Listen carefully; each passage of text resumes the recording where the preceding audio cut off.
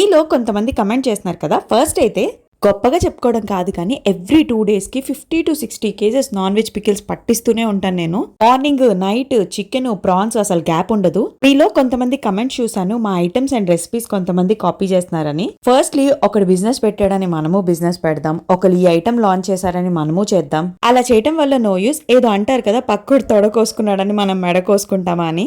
ఇటున్న heavy competition లో ఒక్కలే బాగుపడిపోవాలని అస్సలు అనుకోకూడదు.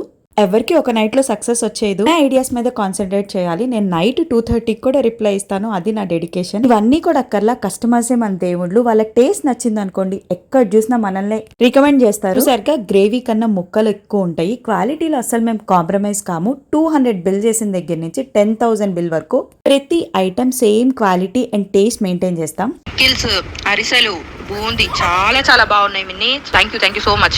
అవగానే నేను మళ్ళీ నెక్స్ట్ ఆర్డర్ పెట్టుకుంటాను. లిస్ట్ పెట్టండి.